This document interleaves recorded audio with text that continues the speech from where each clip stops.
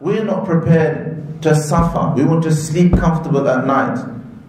We want to eat like the people of the mutrafin of the world.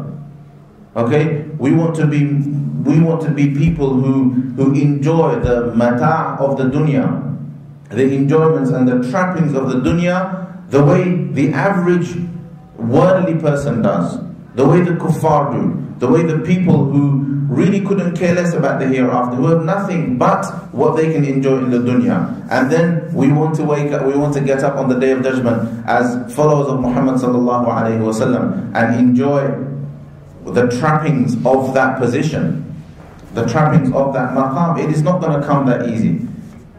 We have been declared the best ummah because we carry the Prophet ﷺ's burden, and we keep behaving as if that burden is just a big title, like it's a crown.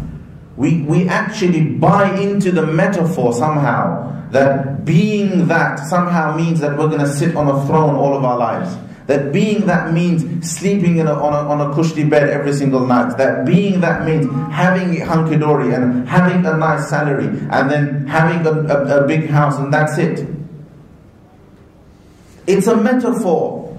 That position, being khayra ummah, is really a position of compromise. It's a position of compromise. It means responsibility, it means burden, it means sleepless nights, it means tension and stress, it means لَعَلَّكَ بَاخِعٌ نَفْسَكَ أَلَّا يَكُونُوا مُؤْمِنِينَ. It means carrying that quality. The Prophet ﷺ is described as, perhaps you're going to destroy yourself.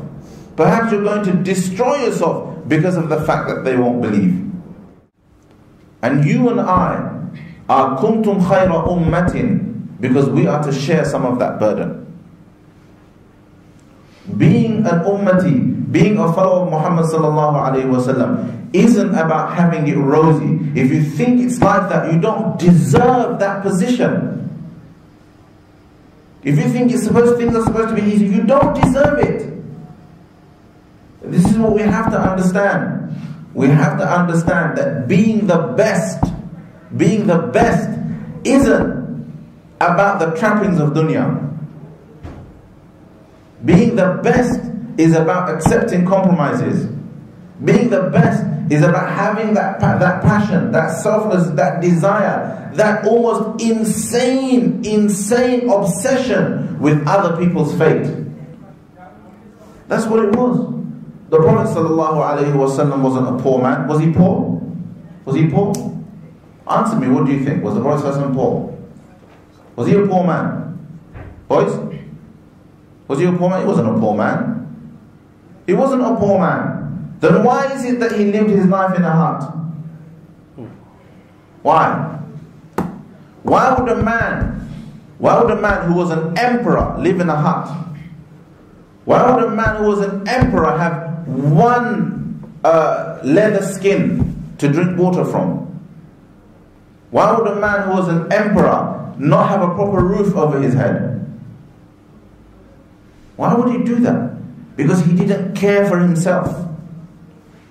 He didn't care for himself. He had money. Thousands and thousands of dirham used to come into his possession. What did he do with it? He gave it away because he only cared for others. He lived for other people. And that is the quality that will truly make you and I a follower of Muhammad sallallahu alaihi wasallam. If we can learn to live for others, if we can learn to do things for other people, that element, that quality of selflessness is what will turn us into a true follower of Muhammad sallallahu alaihi wasallam. And that is when we deserve this idea of khayra ummah. That is when we deserve it.